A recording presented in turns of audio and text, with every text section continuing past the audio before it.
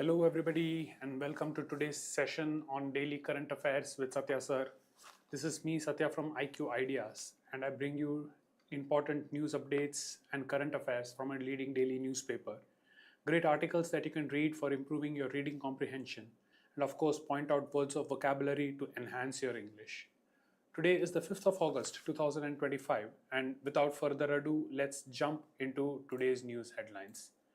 As I open the newspaper, the first headline which comes to my eye is China rejects threats on oil buy from Russia and Iran. So, of course, President Donald Trump of the United States has been in the news imposing tariffs on different countries, left, right, and center. And last week we saw 25% tariffs on India, especially also a strict warning against importing oil from Russia. So this is now a retaliatory statement by China, where China has said to US that coercion won't achieve anything, will defend our sovereignty. Now this is going to be a very important thing to consider, that does a country have the right to prevent others from trading with third countries? Does US have the right to impose tariffs or sanctions or any such coercive measure on sovereign nations on whom they can do business with and with whom they cannot? Well, considering that US is one of the most powerful countries and probably the only country in the world which has actually used its nuclear power against another country, this is a matter of great concern. But of course, the word which is for vocabulary from this is coercion, where use of an illegal method to force someone into a deal is what the Indian law defines it as. So, reading a little bit of this article, it says US and Chinese officials may be able to settle many of these differences to reach a trade deal and avert punishing tariffs, but they remain far apart on one issue: the US demand that China stop purchasing oil from Iran and Russia. Of course, the Chinese ministry has said that China will always ensure its energy supply in ways that serve our national interests.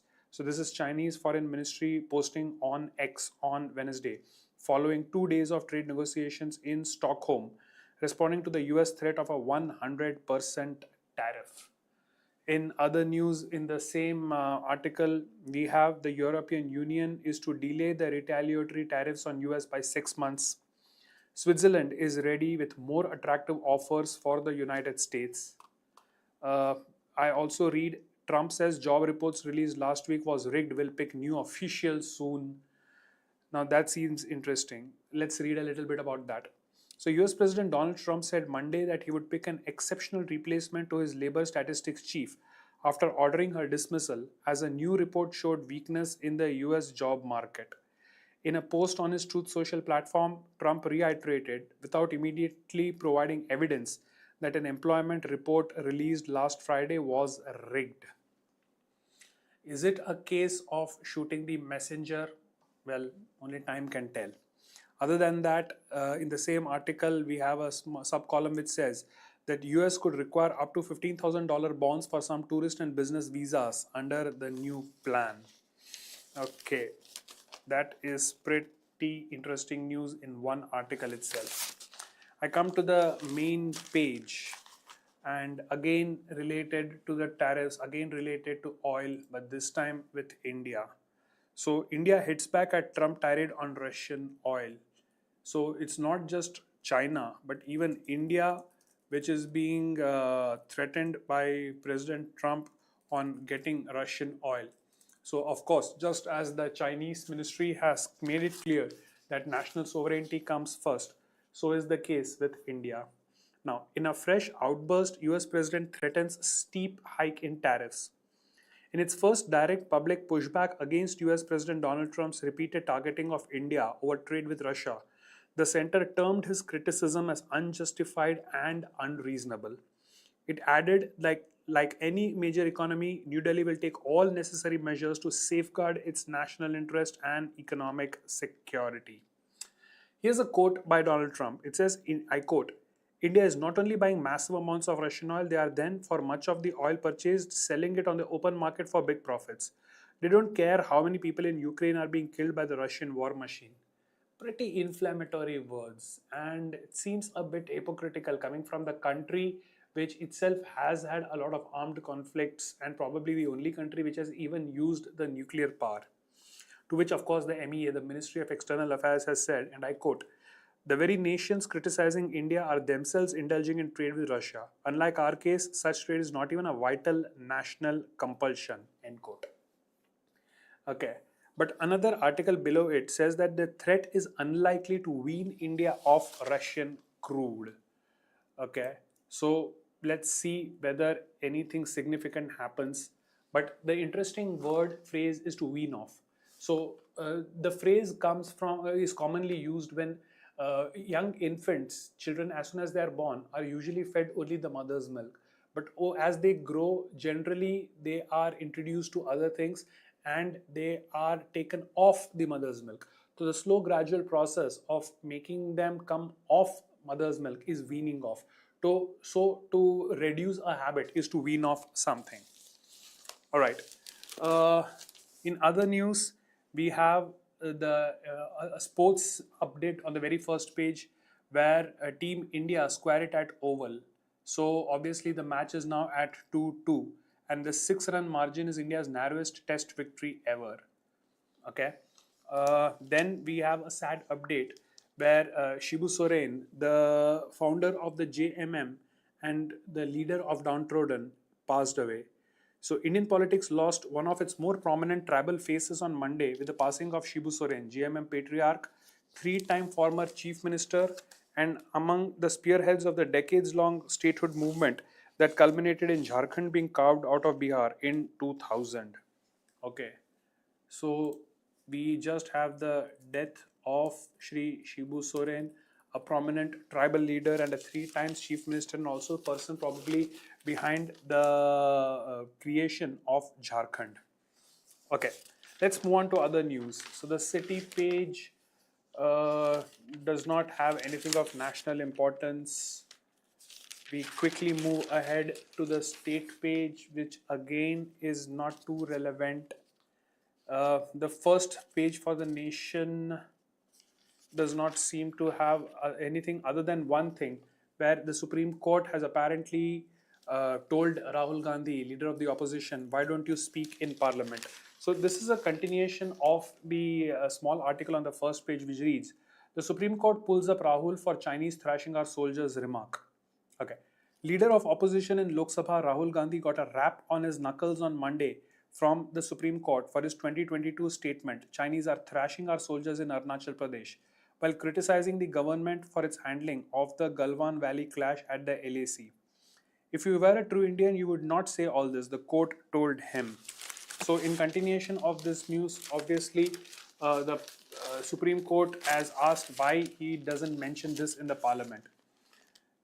Okay, the Supreme Court's censure came during the hearing on Rahul's plea for staying a defamation case filed against him over his claim about Indian jawans having been walloped by the Chinese during the Galwan standoff. After a brief hearing, the court stayed the defamation proceedings against him, but not before giving him an earful. Pretty interesting thing. There's another article related which says the SC rap for Rahul not his first, earlier for Rafal and Savarkar. Moving on, we have a pretty colorfully illustrated half page, which is just an interesting piece on love today, love yesterday. From daring elephant rescues of yore to flocking, the rules of courtship have changed down the ages. So seems to be a fluff piece, but definitely would be worth reading, or at least interesting read for our young readers. The next is again a nation page where we have a Supreme Court ruling which says pollution regulatory bodies can impose fines. That should be interesting. Let's see. It says, in a pioneering judgment giving teeth to pollution regulators, Supreme Court on Monday ruled that pollution control boards, both central and state, have the power to levy fixed compensatory damages from large establishments spanning over 20,000 square meters under the Water and Air Acts, independent of the environmental clearances obtained by them. So law aspirants should be reading this particular article with some interest. Okay. Uh, Other than that, there don't seem to be major news. Okay. And the next page we have on the ongoing parliamentary sessions. The parliament is stalled. Rijiju says may press for bill's passage without debate. The Lok Sabha fails to take up two key bills linked to sports. So this might be the reference to the national sports bill, which we talked about last week. The government would be compelled to press for the passage of bills in national interest without discussion if parliament proceedings are disrupted, Parliamentary Affairs Minister Kiren Rijiju warned on Monday as the opposition continued its protest over the revision of Bihar's electoral rules, with Lok Sabha failing to take up two key proposed legislations related to sports. Can we have a parliamentary session without contentious issues, without disruption of the proceedings? Can we have a system where first all the important work such as passing of bills is taken care of, and then the latter part can be earmarked for all debates on contentious things? Why do certain individuals or certain parties try to, how do I put it, disrupt the proceedings and not let any actual work take place? Now, if this sort of behavior were to be expressed in corporate firms and other stuff, I'm sure the repercussions would be severe. But c'est la vie, that's life. Okay, moving on, we come to the middle page, my favorite for its articles. We have an article by Avijit Ghosh where there is a gill, so related to sports. The new Team India proved it's a squad of unrelenting fighters in tough English conditions. Now, management must give the young talents a longer rope, something which cricket fans would be reading. Below that, we have a column by Saeed Ata Hasnan, who's a retired Lieutenant General and former commander of the Srinagar-based Chinar Corps. Mahadev to Shamsher, Indian Army names to inspire. Unlike Pakistan, which largely sticks to Islamic symbolism, our military relies on myth, morale, and maps to Christian operations.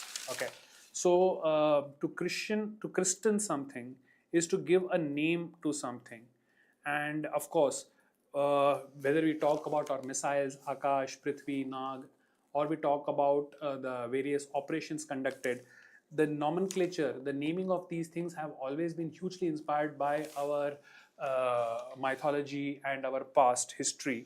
But in case of Pakistan, a lot of invaders, Ghazni and Gori and others, have been used to name things. So this seems to be a very, very interesting take on that.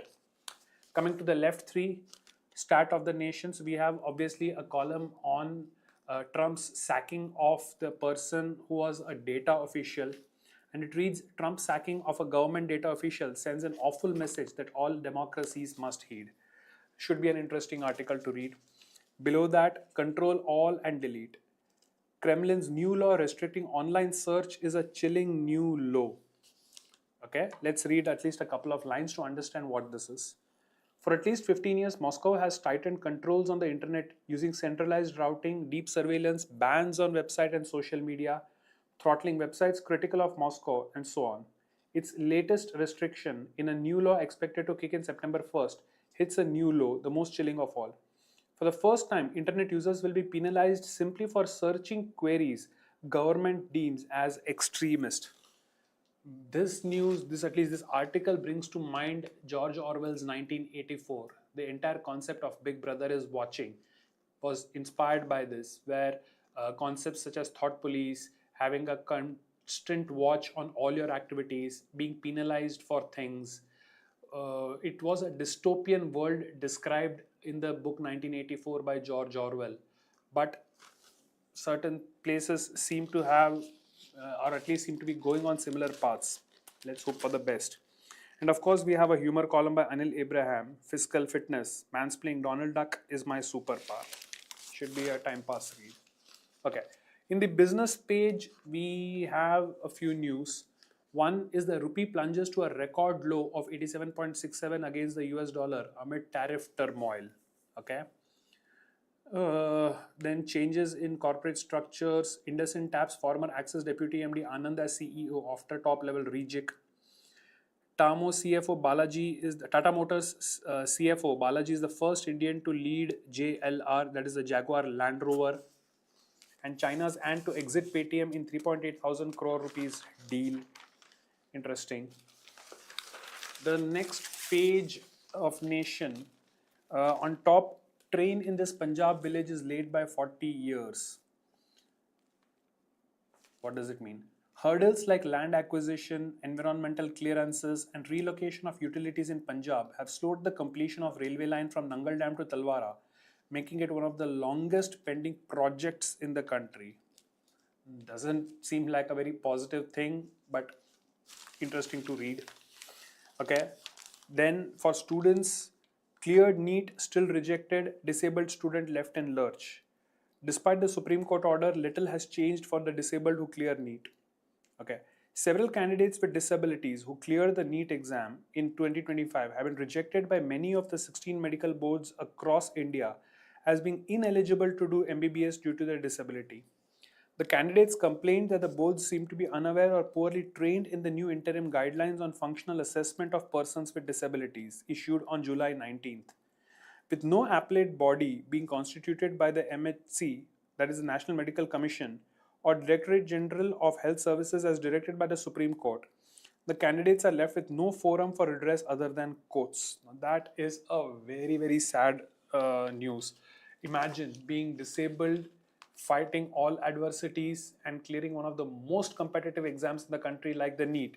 And then, even after clearing the examination, being told you are not eligible to compete for the very thing for which you have given a huge amount of time of your young life. Okay, the next sports page, of course, dedicated to cricket, the victory of Team India against England in the ongoing Test series, with more related news on the last page as well. So that, in short, are some of the updates for today. Majority of the news was, of course, dominated by Trump's tariffs against countries and threats against purchase of oil from Russia and Iran, with both India and China responding with some pretty strong words. The sad news of veteran leader Shibu Soren passing away, Rahul Gandhi being censured by the courts for his statements, and of course this not being the first time that he has passed such a comment, and India's big victory against England in the ongoing test match series of cricket. Those were some of the news updates for today, some of the current affairs for today. If you have liked this video, hit that like button, share it with your friends, subscribe to this channel if you haven't already done so. And if you wish to leave a comment, please feel free to do so. I'm Sathya.